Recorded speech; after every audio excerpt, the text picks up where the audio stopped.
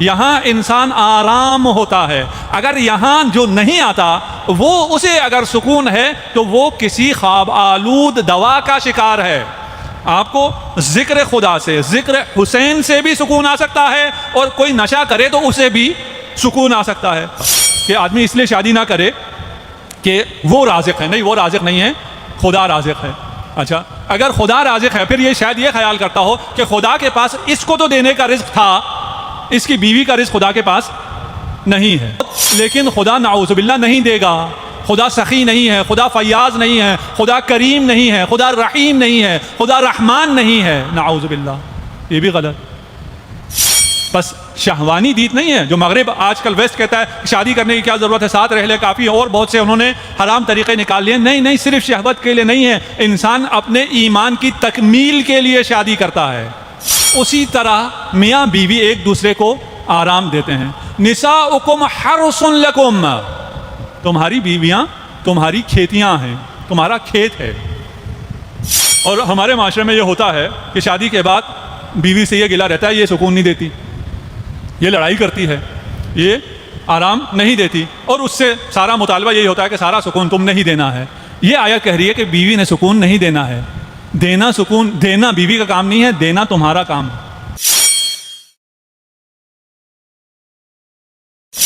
یہ انسان جو خسران میں ہے، جو ہر آن نقصان میں ہے، جو گوا رہا ہے، جو ہاتھ سے دے رہا ہے، وہ کیوں اتنا مطمئن ہے، وہ کیوں اتنے سکون میں ہے. یہاں میں عرض کر دوں، جو والنٹیئر حضرات آپ کو گائیڈ کر رہے ہیں ان کی گائیڈ لائنز پر عمل کیجئے. ہماری کوشش ہے کہ یہ فرش عزا، یہ عزاداری، جو جہاں احتجاج ہے ظالم کے خلاف وہاں محبت کا اظہار ہے حسین ابن علی کے ساتھ. ہم جو یہاں بیٹھے ہیں ہم اس محبت کا اظہار کرنے کے لیے بیٹھے ہیں جو ہمیں حسین سے ہے، جو ہمیں کربلا والوں سے ہے. لیکن میں اپنی اس محبت کا اظہار کیسے کر سکتا ہوں؟ آپ جب جائیں گے انشاءاللہ خدا کرے 40 تک راستے کھل جائیں اور ہم پھر زائر حسین ابن علی بن سکیں. وہاں جب ہم سفر کرتے ہیں تو عشق حسین میں ہر شخص زائر حسین سے محبت کرتا ہے. اگر حسین سے محبت کو دیکھنا ہے تو زائر سے محبت کرنی ہے. یہاں بھی اگر ہمیں عزاداری حسین سے محبت ہے تو ہم نے عزادار حسین سے محبت کرنی ہے. ہم نے ہر عزادار کا خیال رکھنا ہے. اب آپ یہ نہ کہیے کہ ہم بازار میں، اسکول میں اور آفس میں سب گل مل کے بیٹھے ہیں، وہاں کسی کو کچھ نہیں ہوتا تو یہاں کیسے ہو سکتا ہے؟ وہاں عام انسان ہے، جب وہ آ کر فرش عزا پر بیٹھ جاتا ہے تو وہ عزادار حسین ابن علی ہے. یہ بہت قیمتی انسان ہے. اس انسان کو نقصان نہیں پہنچنا چاہیے، میرے ہاتھوں اس انسان کو نقصان نہیں پہنچنا چاہیے، اور انتہائی آسانی سے یہ کام ہو سکتا ہے. میں عرض کر رہا تھا کہ انسان کو پرسکون نہیں ہونا چاہیے تھا. اس انسان کو اس مچھلی کی طرح ہونا چاہیے تھا جسے پانی سے نکال دیا گیا ہو، اور جس کے لیے وہ خلق ہوا ہے. اس سمندر میں، اس دریا میں جو مچھلی نہیں ہے، اس مچھلی کو قرار اور سکون نہیں ملتا. یہ انسان جسے اللہ نے اپنے لیے خلق کیا تھا، اللہ کے اس کرم کے سمندر سے نکل کر یہ شیطان کی ظلمتوں میں جا کر پرسکون کیسے ہے، اس کا مجھے علم نہیں ہے. اس سکون کے لیے یہ کہہ سکتا ہوں کہ یہ ظاہری سکون ہے، یہ غفلت ہے. اس کی مثال کچھ ایسے ہے کہ آپ کو اگر انرجی چاہیے، توانائی چاہیے، تو آپ کو اچھی غذا لینی ہوتی ہے، آپ کو اچھے پھل لینے ہوتے ہیں، آپ کو اچھا جوس لینا ہوتا ہے. آج کل کی اس دنیا میں آپ کو اس توانائی کے لیے، اس انرجی کے لیے جوس کے نام پر ڈبوں میں نہ جانے کیا پلایا جا رہا ہے، اور ہم خرید کر اسے پی کر انرجی محسوس بھی کرتے ہیں، طاقت محسوس بھی کرتے ہیں. کسی بھی ڈاکٹر سے پوچھ لیں، وہ یہ بتائے گا کہ یہ جوس ڈبوں میں بند یہ جوس نہیں ہے، اس میں پھل کا کوئی بھی شائبہ نہیں ہے، اس میں کوئی انرجی نہیں ہے، اس میں مضر صحت ساری چیزیں شامل ہیں. لیکن اسے صرف خوشبو پھل کی دی گئی ہے، رنگ پھل کا دیا گیا ہے، اس میں کوئی توانائی ہے ہی نہیں. اور تعجب یہ ہے کہ جس میں توانائی ہے ہی نہیں اس سے ہم توانائی لے رہے ہیں. ہماری ماؤں نے اپنے دودھ پلانا چھوڑ کر ڈبوں کا دودھ پلانا شروع کر دیا کہ بچے اس سے صحت مند ہوں گے. بچے اس سے صحت مند نہیں ہوتے.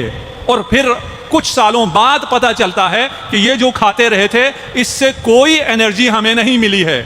یہ جو ہمیں عارضی سکون محسوس ہو رہا تھا، ہمیں جو آرام اور آسائش محسوس ہو رہی تھی، یہ ایک دھوکہ ہے، ایک بھرم ہے. ایک انسان جو کہ جس مقصد کے لیے خلق ہوا ہے اس کے علاوہ کسی اور دنیا میں مگن ہو اسے سکون مل ہی نہیں سکتا ہے. اس پینڈیمک نے آ کر ایک دفعہ ہلایا، انسان کو سوچنے پر مجبور کیا. کچھ لوگوں میں یہ اضطراب پیدا ہوا، کچھ لوگ ناآرام ہوئے، کچھ لوگ بے قرار ہوئے، اور پتہ چلا دنیا کو کہ جس سکون کے تلاش میں ہم مادی اتنی ترقی کر رہے تھے اس سے سکون حاصل نہیں ہو سکتا. اس لیے کہ سکون اور آرام میں فرق ہے، آرامش اور آسائش میں فرق ہے. آرام بدن کو ملتا ہے، سکون روح اور قلب کو ملتا ہے. سکون اور ہے اور آرام اور ہے. سکون کو عربی میں سکینہ کہتے ہیں. اگر آپ قرآن میں سکون تلاش کرنا چاہیں تو وہاں سکینہ کا لفظ آئے گا یا اطمینان کا لفظ آئے گا. فارسی والے اسے آرامش کہتے ہیں سکون کو. آرامش، آرام، سکینہ روح انسانی کے لیے ہے، جان انسانی کے لیے ہے، قلب انسان کے لیے ہے. آسائش، عیش، عشرت، آرام بدن انسان کے لیے ہے. اس انسان کو جو کہ مجموعہ ہے روح کا اور بدن کا، روح کو بلا دیا گیا اور صرف بدن میں مگن کر دیا گیا.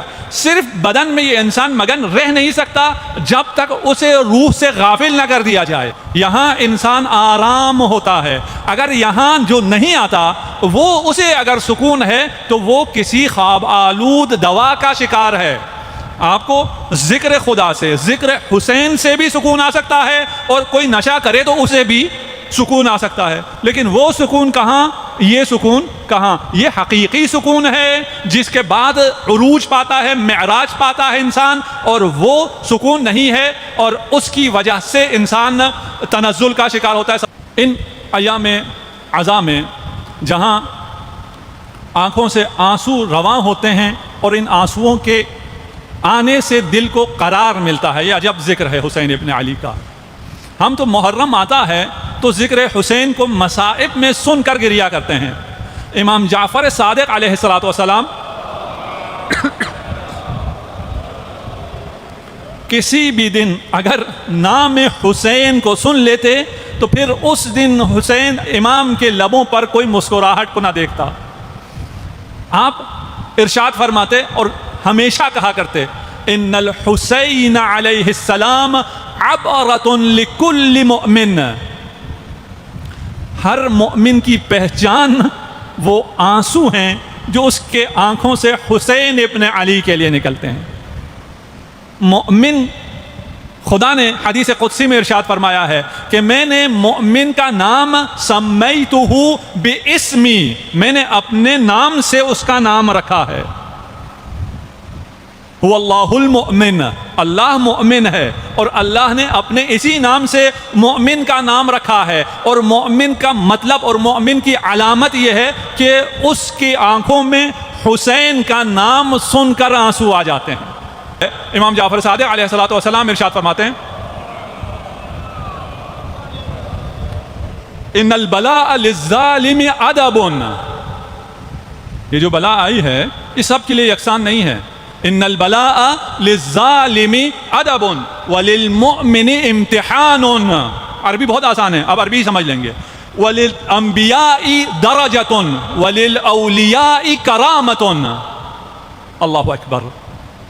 یہ بلا، یہ پینڈیمک کفار کے لیے، ظالمین کے لیے بلا ہے، مؤمنین کے لیے امتحان ہے.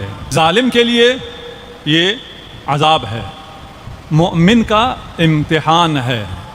اور اس میں جو امتحان ہے، اور آگے ہم سکون میں بیان کریں گے کہ مؤمن کی نشانیوں میں سے ایک راضی برضائے الہی ہونا ہے. یہاں امتحان ہے کون راضی ہے اور کون راضی نہیں ہے. یہاں یہ بھی امتحان ہے کہ آپ کو احتیاط کرنا ہے تاکہ آپ اس نقصان کو آگے نہ پھیلائیں. آپ احتیاط کرتے ہیں یا احتیاط نہیں کرتے؟ اس لیے کہ احتیاط کرنا واجب ہے. مؤمن کی جان کو نقصان پہنچانا حرام ہے. جب یہ احتیاط واجب ہے تو یہ ہمارا امتحان ہے، اور انبیاء کے لیے درجہ ہے، اولیاء کے لیے کرامت ہے، اور وہ کیونکہ ہماری بحث سے خارج ہے کہ وہ درجات کیسے حاصل ہوتے ہیں بلا سے اور کیسے کرامت ہے، اس پہ ہم نہیں جاتے۔ جب ہم سکون کی بات کر رہے ہیں کہ ہمیں سکون چاہیے، ہمیں آرامش چاہیے، ہم اضطراب سے بچنا چاہتے ہیں، تو اس سکون اور آرامش کو حاصل کرنے کے لیے ہمیں سب سے پہلے اپنے گھر میں آرامش اور سکون اور اطمینان لانا ہوگا۔ اگر ہمارے گھروں میں آرامش نہ ہو، اگر ہمارے گھروں میں سکون نہ ہو، اگر اطمینان گھر میں نہ ہو، تو پھر باہر یہ انسان سکون میں اطمینان میں نہیں رہ سکتا ہے۔ اگر آپ سکون سے ہوں گے تو آپ بہتر فیصلہ کر سکتے ہیں، بہتر مدیریت کر سکتے ہیں، بہتر اپنی لائف کو مینیج کر سکتے ہیں۔ اگر آپ مضطرب ہوں گے تو آپ نہ بہتر سمجھ سکتے ہیں، نہ بہتر عمل کر سکتے ہیں، اور اس سکون کی ابتدا ہمیں گھر سے کرنی ہے۔ اور گھر سے سکون کی ابتدا کرنے کے لیے وَمِنْ آيَاتِهِ أَنْ خَلَقَ لَكُم مِّنْ أَنفُسِكُمْ أَزْوَاجًا لِتَسْكُنُوا إِلَيْهَا۔ وَمِنْ آيَاتِهِ، آیات الہی میں سے ہے، آیت اللہ آپ کہتے ہیں نا، اللہ کی آیتیں، آیات الہی میں سے بہت بڑی آیت کون سی ہے تمہارے اپنے گھر میں ہے؟ ان جعل لکم من انفسکم ازواجا، تم میں سے تمہیں زوج فراہم کیا، زوجہ فراہم کیا، لتسکنوا الیہا، شادی کا مقصد سکون حاصل کرنا ہے۔ تم خانوادہ تشکیل دیتے ہو، گھر بناتے ہو، تو بیوی سے تمہیں کیا چاہیے؟ بیوی سے تمہیں سکون چاہیے، لتسکنوا الیہا، وہ تمہیں سکون دینے کے لیے ہے۔ اب ہم بیوی سے کب سکون کا کیسے مطالبہ کریں گے وہ آگے میں آیات میں پیش کرتا ہوں انشاءاللہ۔ اللہ کی آیات میں سے ہے کہ ہمیں خانوادہ دیا، ہمیں گھرانہ دیا۔ اسلام ازدواج کو، شادی کو، اس مقدس رشتے کو جنسی نگاہ سے نہیں دیکھتا، شہوانی لحاظ سے نہیں دیکھتا، بلکہ روحانی لحاظ سے دیکھتا ہے۔ ہم نے کہا ہے سکون اور روح کو ملتی ہے، روح کو سکون پانے کے لیے یہ انسٹیٹیوشن شادی کا قائم کیا۔ اور آج کے اس دور میں ہمارے بہت سے جوان شادی کو بہت مؤخر کر دیتے ہیں، کیونکہ میں ابھی اپنے پاؤں پہ کھڑا نہیں ہوا، ابھی تو میں کماتا نہیں ہوں۔ یہ جو شادی نہیں کرتے یہ تین حال سے خارج نہیں ہیں، یا یہ اپنا رازق، خود اپنے کو اپنا رازق مانتے ہیں، ان کا خیال یہ ہے کہ رزق یہ پیدا کرتے ہیں، کیونکہ میں خود رازق ہوں، میں رزق پیدا کرتا ہوں، جسے ہم لوگ کمانے والا کہتے ہیں، میں خود کمانے والا ہوں، روزی لانے والا میں ہوں، رازق میں ہوں، تو میں ایک آدمی کا رزق تو لا سکتا ہوں، دو کا میں نہیں لا سکتا، اس لیے کہ میں شادی نہیں کرتا۔ اگر دو کا لا سکوں تو بچے ہو جائیں گے، تین اور چار کا رزق میں نہیں لا سکتا، اس لیے میں شادی نہیں کرتا، یا میں اپنے بچوں کی شادی نہیں کرتا۔ میں رازق ہوں یا خدا رازق ہے؟ جی میں تو رازق نہیں ہوں، میرا رزق میرے ہاتھ میں نہیں ہے۔ میں اپنے جس باس سے بہت ڈرتا ہوں کہ میرا رزق اس کے ہاتھ میں، میرا رزق اس کے ہاتھ میں بھی نہیں ہے، اس کے ہاتھ میں اس کا اپنا رزق بھی نہیں ہے۔ جس کے ہاتھ میں اپنا رزق نہ ہو اس کے ہاتھ میں دوسرے کا رزق کہاں سے ہوگا؟ آج سے باس سے اس حوالے سے ڈرنا چھوڑ دیجئے کہ میرا رزق روزی اور رزق اس سے وابستہ ہے، آپ کا رزق خدا سے وابستہ ہے۔ یہ پہلا تو غلط ہوا کہ آدمی اس لیے شادی نہ کرے کہ وہ رازق ہے، نہیں، وہ رازق نہیں ہے، خدا رازق ہے۔ اچھا، اگر خدا رازق ہے پھر یہ شاید یہ خیال کرتا ہو کہ خدا کے پاس اس کو تو دینے کا رزق تھا، اس کی بیوی کا رزق خدا کے پاس نہیں ہے۔ ممکن ہے؟ نہیں، خدا کے پاس تمام کائنات کے خزائن خدا کی ملکیت میں ہیں، خدا کے پاس کوئی کمی نہیں ہے، اسے بھی پال سکتا ہے، اس کی بیوی کو بھی پال سکتا ہے، اس کے بیوی بچوں کو بھی پال سکتا ہے۔ تیسری صورت یہ ہے خدا کے پاس ہے تو بہت، لیکن خدا نعوذ باللہ نہیں دے گا، خدا سخی نہیں ہے، خدا فیاض نہیں ہے، خدا کریم نہیں ہے، خدا رحیم نہیں ہے، خدا رحمان نہیں ہے، نعوذ باللہ، یہ بھی غلط۔ تو جو جوان سن رہے ہیں یا وہ پیرنٹ سن رہے ہیں جن کے بچے جوان ہیں، کوئی فکر نہ کریں، توکل کریں خدا پر، وہ رازق ہے، اور جلدی اپنے بچوں کی شادی کریں۔ جوان جلدی شادی کریں۔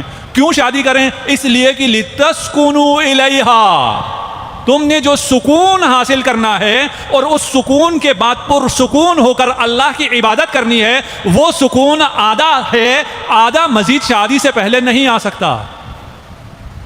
بس شہوانی دید نہیں ہے جو مغرب آج کل ویسٹ کہتا ہے شادی کرنے کی کیا ضرورت ہے، ساتھ رہ لے کافی، اور بہت سے انہوں نے حرام طریقے نکال لیے. نہیں، صرف شہوت کے لیے نہیں ہے، انسان اپنے ایمان کی تکمیل کے لیے شادی کرتا ہے. جب شادی کر لی اور آپ ایک گھرانہ تشکیل پا دیا تو ہن لباس لکم وانتم لباس لہن، یہ میاں بیوی بالکل برابر ہیں. الرجال قوامون علی النساء وہ اور بات ہے، وہ حکومت انتظام کس کا ہوگا، انصرام کس کا ہوگا، مرد کا ہوگا. مینیجر کون ہوگا، چلائے گا کون، کمانڈ کون کرے گا، مرد کرے گا. وہ ایک الگ بات ہے انتظامی لحاظ سے. ابھی انتظامی لحاظ سے مختلف لوگ مختلف گریڈ میں ہیں، لیکن انسانیت میں وہ سب برابر ہیں. میاں بیوی دونوں برابر ہیں. ہن لباس لکم، پہلے بیوی کی بات آئی ہے، اس کو مقدم رکھا ہے. انتم کو تو بعد میں کہا ہے، تم بعد میں آئے ہو، تم بعد میں لباس ہو، وہ پہلے تمہارے لیے لباس ہے. ہن لباس لکم، وہ تمہارے لیے لباس ہے. لباس جیسے زینت دیتا ہے اسی طرح وہ تمہیں زینت دیتی ہے، تم اسے زینت دیتے ہو، دونوں کے لیے برابر ہے. لباس جیسے ستر پوشی کرتا ہے، لباس جیسے آرام دیتا ہے، اسی طرح میاں بیوی ایک دوسرے کو آرام دیتے ہیں. نساؤکم حرث لکم، تمہاری بیویاں تمہاری کھیتیاں ہیں، تمہارا کھیت ہے. اچھا ہم نے تو کہا تھا برابر ہیں، اب تو ان کو آپ نے کھیت بنا دیا. لیکن اس انتہائی لطیف تعبیر ہے قرآن کی، اور ان تمام تعابیر سے یاد رکھیے ہم نے سکون حاصل کرنا ہے، اور وہ سکون ہم نے شروع کرنا ہے اپنے گھر سے. گھر پرسکون ہو جائے ہمارا معاشرہ پرسکون ہو جائے گا. جس شخص کو گھر میں سکون ہو وہ باہر تمام چیلنجز کا مقابلہ کر سکتا ہے، لیکن جس کو گھر میں سکون حاصل نہ ہو وہ باہر چھوٹے چھوٹے چیزوں سے بھی گھبرا جاتا ہے. گھر میں اگر سکون نہیں ہے اچھے بچے تربیت نہیں پاتے، اچھے عزادار تربیت نہیں پاتے، اچھے سپاہی تربیت نہیں پاتے گھر میں. اور وہ بھی مومنین کے گھروں میں سکون انتہائی لازمی ہے، انتہائی ضروری ہے. اور اگر بنا معلوم کیے ہوئے، یعنی ہمارا ورلڈ ویو صحیح نہ ہو، ہماری بصیرت صحیح نہ ہو، ہم صحیح نہ جانتے ہوں اور سکون میں ہوں، تو پھر یہ خواب غفلت ہے، یہ سکون نہیں ہے. نساؤکم حرث لکم، تمہاری کھیتیاں ہیں. اچھا ہم نے پہلے کہا تھا شادی کرو کس لیے، لتسکنوا الیہا، تاکہ اس سے سکون حاصل کرو. اور ہمارے معاشرے میں یہ ہوتا ہے کہ شادی کے بعد بیوی سے یہ گلہ رہتا ہے یہ سکون نہیں دیتی، یہ لڑائی کرتی ہے، یہ آرام نہیں دیتی، اور اس سے سارا مطالبہ یہی ہوتا ہے کہ سارا سکون تم نے ہی دینا ہے. یہ آیت کہہ رہی ہے کہ بیوی نے سکون نہیں دینا ہے. دینا سکون، دینا بیوی کا کام نہیں ہے، دینا تمہارا کام ہے. نساؤکم حرث لکم، تمہاری کھیتی ہے. کھیتی تمہیں کچھ دیتی ہے، تم کھیتی کو دیتے ہو. تمہیں جانا ہوتا ہے، تمہیں آبیاری کرنی ہوتی ہے، تمہیں دانہ ڈالنا ہوتا ہے، تمہیں خیال رکھنا ہوتا ہے، سب کچھ تم نے کرنا ہوتا ہے. کھیت نے کچھ نہیں کرنا ہوتا. اگر آپ ہاتھ پر ہاتھ رکھ دھرے بیٹھے رہیں اور کھیت سے کہتے رہیں مجھے سکون دو، مجھے مال دو، مجھے دانہ دو، اس نے آپ کو کچھ بھی نہیں دینا ہے. پھر دینا کس کا کام ہوا؟ مرد کا. دیکھیں میں جو سامنے بیٹھے انہیں مجھے خوش کرنا چاہیے تھا، میرے سامنے تو خواتین نہیں بیٹھی، لیکن جو حقیقت ہے وہ عرض کر رہا ہوں. یہ میرے خلاف بھی جاری ہو بات، خلاف نہیں ہے، یہ تو سکون آنے کی بات ہے. ہم نے دینا ہے، ہم نے سکون دینا ہے، ہم نے روزی دینی ہے، ہم نے نفقہ دینا ہے، ہم نے عزت دینی ہے، ہم نے لباس دینا ہے، ہم نے سب کچھ دینا ہے، اس کا خیال رکھنا ہے، اسے شہزادی بنا کر رکھنا ہے. وہ سکون نہیں دے گی. جب آپ یہ سب دے چکے ہیں، جب آپ یہ تمام زحمت کر چکے ہیں، اس کے بعد وہ آپ کو مالا مال کرے گی. آپ ایک دانہ دو گے وہ آپ کو 700 دانے واپس پلٹائے گی. آپ ایک سکون دیں گے وہ 7,000 سکون آپ کو پہنچائے گی. وہ آپ کو سکون دے گی، آپ کے بچوں کو سکون دے گی، آپ کے خاندان کو سکون دے گی. کس سکون کے بدلے میں؟ وہ ایک سکون کے بدلے میں جو آپ نے اسے دی ہے. شروع مرد نے کرنا ہے، دینا مرد کو ہے، زحمت مرد نے کرنی ہے. یہ سب کرنے کے بعد جب عورت سکون میں آ جائے، جب فصل تیار ہو جائے، پھر وہ جو دے گی وہ پھر بے حساب دے گی. وہ برکت دے گی، وہ عزت دے گی، وہ اولاد دے گی، وہ ایمان، آپ کے ایمان کو مکمل کرے گی. یہ اب عورتوں کی طرف زیادہ ہو گیا. عورتوں کو کیا کہا ہے؟ عورتوں سے کہا ہے نساؤکم حرث لکم، کہ وہ کھیتیاں ہیں، وہ صنوبر کا درخت نہیں ہیں. عورتیں درخت نہیں ہیں کہ اکڑ جائیں اور کوئی بھی آندھی چلے تو ان کی اکڑ ختم نہ ہو، وہ گر کر ٹوٹ جائیں، طلاق ہو جائے. عورتیں اکڑنے کے لیے نہیں ہے. کھیت ہے، گندم کی طرح ہے. گندم کی فصل دیکھی ہے، جتنی بھی تیز آندھی آئے وہ جھک جاتی ہیں، ان میں لچک ہوتی ہے، ان میں تواضع ہوتا ہے. وہ سر نیچے کرتی ہیں اور سارا طوفان گزر جاتا ہے. طوفان گزرنے کے بعد جتنا باران رحمت برستی ہے اس سب سے وہ فائدہ اٹھاتی ہیں. عورت کو جب مرد سے سکون ملے گا، مرد سے نان و نفقہ ملے گا، مرد سے حمایت ملے گی، مرد سے پروٹیکشن ملے گی، ان تمام چیزوں کے باوجود کبھی طوفان آئے گا، کبھی سختیاں آئیں گی، اسے صنوبر کا درخت نہیں بننا، اسے اکڑنا نہیں ہے، اس نے لچک پیدا کرنی ہے، اسے جھک جانا ہے، اسے متواضع ہونا ہے، اور اس تواضع میں، اس لچک میں جو خدا نے اس کے روح و روان میں قرار دی ہے، اس کے خانوادے میں سکون ہے، اس میں سکون ہے۔ صلوات پڑھ دیجئے محمد و آل محمد۔ السکینۃ عنوان العقل۔ سکینہ ہمارے ہاں تو بچیوں کا نام ہے نا، اور عربی میں ہم نے کہا یہ اطمینان کو کہتے ہیں، سکون کو کہتے ہیں۔ آپ عاقل ہیں یا عاقل نہیں ہیں، آپ کے عنوان آپ کے جو ٹائٹل ہوتا ہے اس کو عنوان کہتے ہیں۔ آپ کا ٹائٹل آپ کے ماتھے پہ جو لکھا ہوگا وہ وقار و سکینہ ہوگا، وہ سکون ہوگا۔ اگر آپ پرسکون ہیں اس کا مطلب ہے کہ آپ عقل مند ہیں، اگر سکون نہیں ہے تو پھر عقل نہیں۔ ان افضل العلم السکینۃ والحلم۔ علم ہم حاصل کرتے ہیں لیکن علم ہمیں معلوم ہی نہیں ہے کیا ہے، ہم معلومات کو علم کہتے ہیں، کچھ معلومات حاصل کرتے ہیں اسے ہم علم جانتے ہیں۔ یہاں امام ارشاد فرما رہے ہیں افضل العلم، تم عالم ہو یا نہیں، تم عاقل ہو یا نہیں، اس کا پتہ کہاں سے چلے گا؟ تم پرسکون ہو یا نہیں۔ السکینہ والحلم، حلم پر پھر انشاءاللہ جب بات آئے گی ہم اس پر گفتگو کریں گے۔ ہم جو یہاں جمع ہیں اور اس درسگاہ کربلا سے ہم سکون چاہتے ہیں تو ہمیں معارف اہل بیت سے بھی آشنا ہونا چاہیے۔ ایک گروہ کہیں بیٹھا تھا اور رسول خدا وہاں سے تشریف لے جا رہے تھے، تو رسالت مآب نے ان سے پوچھا من انتم، تم کون ہو؟ تو انہوں نے کہا نحن المؤمنون، ہم مؤمن ہیں۔ تو رسالت مآب نے پوچھا ما علامت ایمانکم، تمہارے ایمان کی علامت کیا ہے؟ تو مومن ہو تو اس کی کوئی علامت بھی ہوگی، اگر وہ کوئی پائلٹ ہے تو اس کے پاس ڈگری بھی ہونی چاہیے، نہیں تو وہ گراؤنڈ ہو جائے گا۔ اگر کوئی مومن ہے تو اس کا علامت بھی ہونی چاہیے، اس کے محرم میں اس کا سیاپوش بھی ہونا ہے۔ اور یہاں یہ بات بھی میں عرض کر دوں کہ جو بزرگ یہاں نہیں آ پا رہے اور جو بچے یہاں نہیں آ پا رہے آج کل پینڈیمک میں، اپنے گھروں کو عزاخانہ بنائیے، اپنے گھروں میں ایک کمرہ عزاخانے کے طور پہ بنائیں، خود اس میں ذاکری کریں، کسی بھی کتاب کو اٹھائیں، کسی بھی مصائب کی کتاب کو اٹھائیں، فضائل کی کتاب کو اٹھائیں، کسی بھی ممبر پر بیٹھ کے، کرسی پہ بیٹھ کے اپنے بھی بچوں کے لیے ذاکری کریں۔ جو یہاں آ رہے ہیں وہ بھی کریں، جو نہیں آ رہے وہ بھی کریں۔ شیخ حبیب اللہ گلپیگانی کے بارے میں شاید، اگر میں نام نہیں بھول رہا، کہ ایک دفعہ نجف میں ایک مرجع تقلید ہیں، وہ صبح صبح بہت پریشان بے قرار اپنے گھر سے باہر آتے ہیں، صحن میں ٹہلتے رہتے ہیں، خادم سے کہتے ہیں جیسے ہی اذان ہو صبح ہو فلان صاحب کو بلا کے لے آنا، اس نے آج کوئی بہت بڑا کام کیا، میں نے پوچھنا ہے اس نے کیا کیا۔ جیسے اذان ہوئی نماز کے بعد خادم گیا، اس صاحب کو انہوں نے بلایا اور وہ مرجع تقلید کے پاس آئے، اس نے پوچھا تو نے کل کیا کیا؟ کہا کل میں نے کوئی خاص ایسا کام نہیں کیا۔ فرمایا کل تو نے کوئی خاص کام کیا ہے جس کی وجہ سے میں نے ایک خواب دیکھا ہے، تو بتا تو نے کیا کیا ہے۔ اس نے کچھ دیر سوچا اور پھر کہا کہ میں نجف میں پڑھتا ہوں لیکن میں کبھی تبلیغ پر نہیں گیا تھا، کبھی میں نے ذاکری نہیں کی تھی، کبھی میں نے مجلس نہیں پڑھی تھی۔ آج محرم کی پہلی تاریخ تھی، میرے دل میں خیال پیدا ہوا کہ میں اس شرف سے کیوں محروم ہوں، لیکن کیونکہ مجھے خطابت آتی نہیں تھی تو میں نے فیصلہ کیا کہ ایک کتاب لے کر اپنے گھر میں ممبر رکھوں اور وہاں اپنے بھی بچوں کو بٹھا کر میں ذکر کروں، بس میں نے اتنا سا کام کیا۔ تو اس مرجع تقلید نے کہا کہ میں نے کل خواب میں دیکھا کہ امیر المؤمنین کے امام حسین علیہ الصلوۃ والسلام تشریف فرما تھے اور حضرت عباس ان کے ساتھ تھے۔ امام نے ایک دفتر، ایک کاپی کھولی اور اس میں سے ایک شخص کا نام مٹا دیا اور اس کی جگہ 13 نام لکھوا دیا۔ ہم بھی اپنا نام لکھوا سکتے ہیں اتنی آسانی سے، اپنے بچوں کو بٹھائیں، ان کے سامنے ذکر حسین کریں، ہر گھر کو عزاخانہ بنائیں، ہر گھر میں ذکر ہو اور ہر روز ہو۔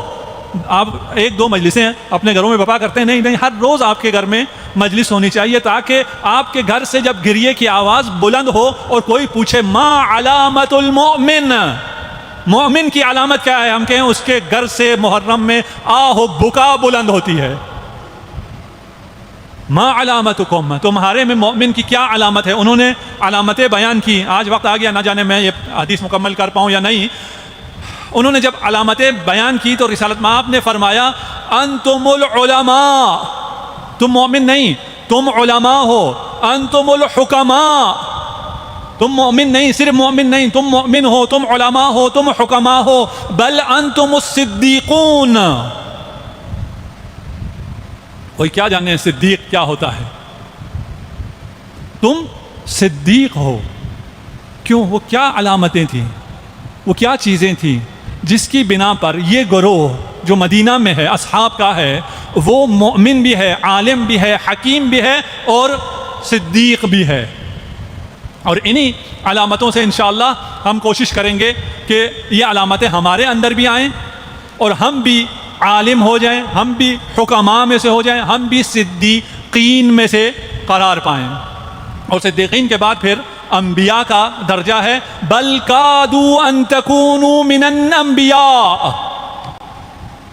تم مومن نہیں ہو، تم علماء میں سے ہو، حکماء میں سے ہو، صدیقین میں سے ہو، بل کادوا ان تکونوا من الانبیاء. تم انبیاء کی حدود کو پہنچ رہے ہو.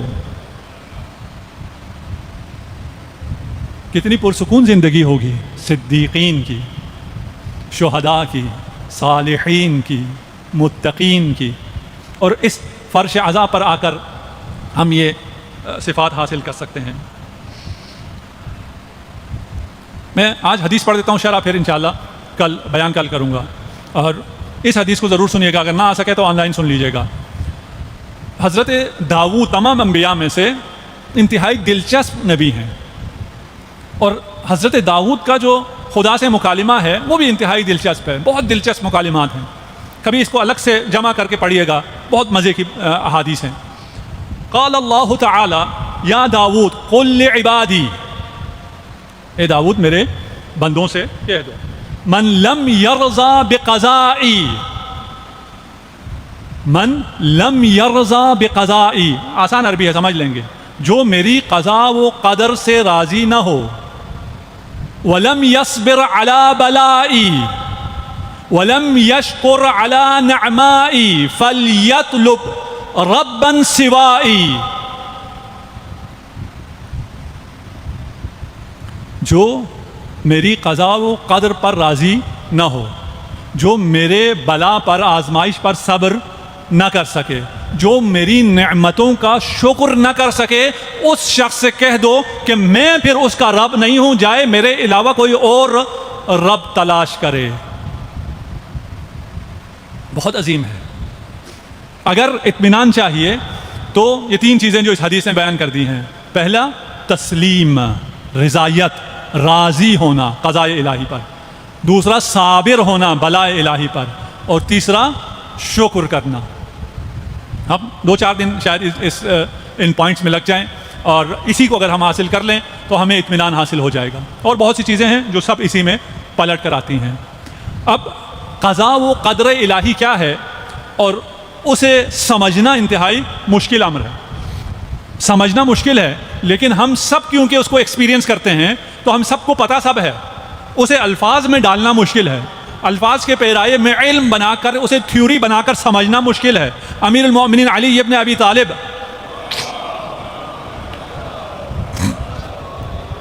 کی خدمت میں ایک شخص آیا کہ یا امیر المومنین مجھے قضاء و قدر الہی کے بارے میں بتاؤ.